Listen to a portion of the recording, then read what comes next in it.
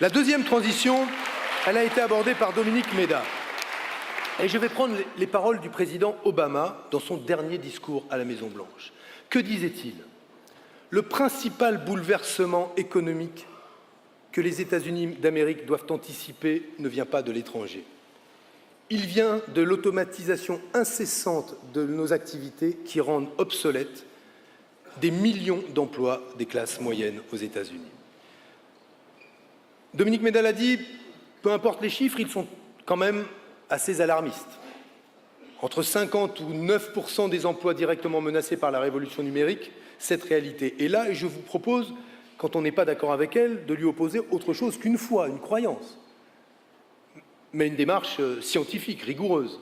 Aujourd'hui, nous avons une donnée, la révolution numérique, c'est formidable et il ne faut surtout pas l'empêcher, va nous permettre de travailler moins, va nous permettre de produire tout ce dont l'humanité a besoin avec moins de travail humain nécessaire. C'est une opportunité incroyable.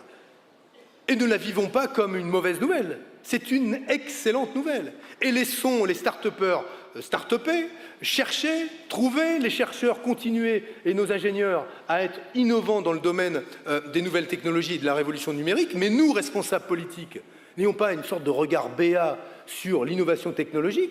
Faisons le travail pour lequel nous sommes attendus. Comment maîtriser l'impact de cette transition numérique sur le travail et sur la vie de nos compatriotes? Moi, je ne demande pas, je le dis, aux responsables politiques de courir les salons du numérique. C'est bien, on y trouve des choses formidables. Je leur demande de soutenir l'innovation partout où elle est, de mettre en place un écosystème financier qui permet à ces jeunes projets, ces jeunes pousses de devenir demain les grandes entreprises, les Google français, Amazon, que sais-je encore, que nous n'avons pas encore. Même s'il existe chez nous, grâce à un excellent niveau en mathématiques, grâce à d'excellents informaticiens, des projets qui sont des projets qui sont extrêmement prometteurs, moi je nous demande, nous, responsables politiques, nous, citoyens, de penser ce que sera l'impact de cette révolution numérique sur le travail et de quelle manière maîtriser cette transition-là. Je propose deux voies. La première, elle a beaucoup fait parler, je le sais, c'est le revenu universel d'existence. Et elle continuera à faire parler. Et je comprends pourquoi. Et je comprends pourquoi. Parce qu'une partie des questions que pose le revenu universel d'existence sont sans réponse puisque nous ne disposons d'aucune forme d'expérimentation à l'échelle d'un pays pour anticiper, par exemple, les conséquences sur les salaires du revenu universel d'existence. Conduira-t-il à l'augmentation ou à la baisse des salaires? Vraie question qui dépendra très largement des secteurs dont on parle, ceux dans lesquels il existe une forte pression à l'embauche, ceux dans lesquels il y a une forte demande de travail. Nous verrons les conséquences que cela peut avoir sur le salaire. Mais plus globalement, il me semble que nous devons réfléchir en fonction de ce qui se passe et pas de ce qui fut. Et ce qui me frappe, ce sont aujourd'hui les conditions de travail des nouvelles générations. Ils connaissent un travail que nous n'avons, objectivement, dans cette salle, à part les plus jeunes, jamais connu. De quoi parle-t-on?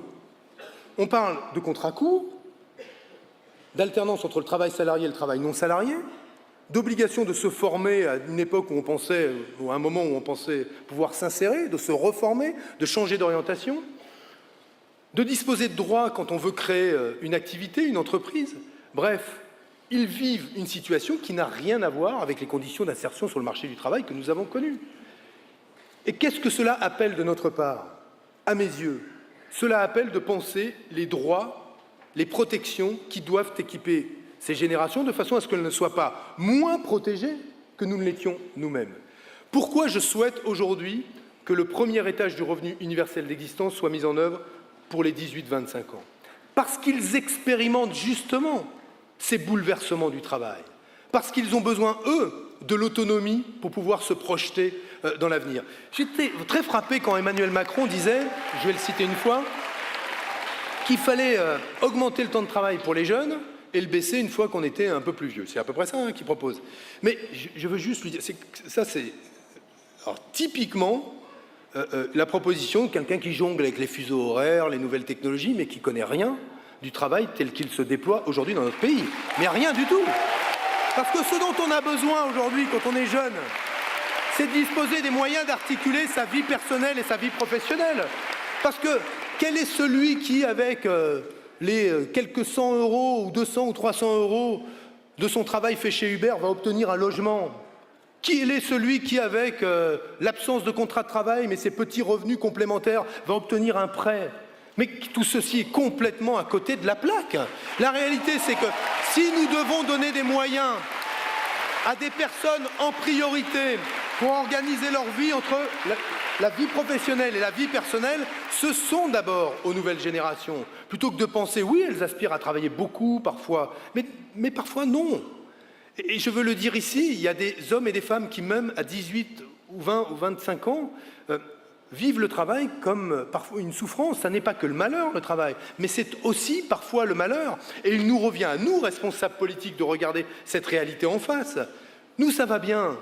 Quand on se lève le matin, on est content d'aller travailler, si tant est qu'un mandat politique soit un travail. Et je le dis, on est content.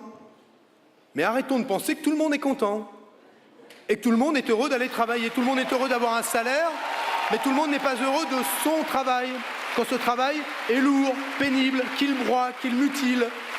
Et notre responsabilité est de penser ce partage du travail, de telle manière que demain, plutôt que d'accepter que le partage du travail se fasse entre des chômeurs, des travailleurs, et au milieu de ces travailleurs, beaucoup de travailleurs qui souffrent, nous puissions avoir demain un partage du travail qui offre des réponses adaptées à tous, qui ne sont pas forcément que du travail salarié, qui peuvent être des formes nouvelles de travail, mais qui équipent chacun en droit, de façon à ce que personne demain ne soit moins protégé que nous l'avons été nous-mêmes. Nous-mêmes, parce que c'est bien de cela dont on parle.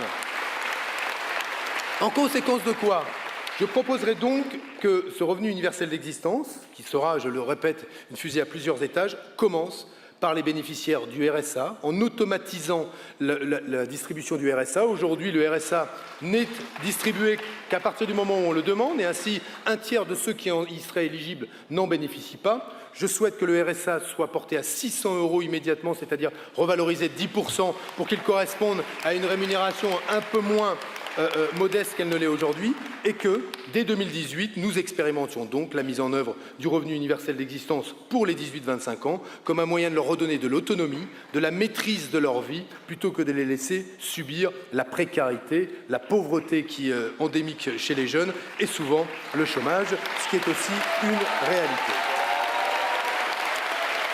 D'ailleurs, au passage, je veux dire que quand j'étais, pour démentir tout ce qu'on peut entendre, je ne vais pas faire trop long, mais quand j'étais dans des incubateurs d'entreprises, quels étaient ceux qui me disaient « vive le revenu universel » ? C'était ceux qui créaient des entreprises et qui me disaient « dans cette période, on n'a rien. On ne sait pas comment se protéger, on ne sait pas comment vivre. » Dans des moments où on aimerait créer de l'activité qui fera peut-être dans 2, 3 ans 10, 20, 30, 100, 2000 emplois. Ce sont eux, toute cette jeunesse vivante, innovante, qui aspire à disposer de droits et de protections. Je le dis parce que je n'oppose pas les uns aux autres, je n'oppose pas les trajectoires les unes aux autres, j'essaye de penser ce que peut être demain la protection sociale ou un pilier nouveau de la protection sociale du XXIe siècle. Et à ceux qui, à droite, pardon de le dire, me disent « mais c'est irréaliste, monsieur Hamon, c'est pas possible de proposer des choses pareilles, vous allez ruiner l'économie française ». Bon ben voilà, il fut un temps où des rêveurs, de doux rêveurs, ont fait, à partir du CNR, la sécurité sociale au moment où le pays était ruiné. Le pays avait un appareil industriel à plat et ils ont fait la sécurité sociale, les retraites, l'assurance maladie. Et ils ont rêvé si fort que ce fut possible. Eh bien, nous allons rêver si fort que cela sera possible.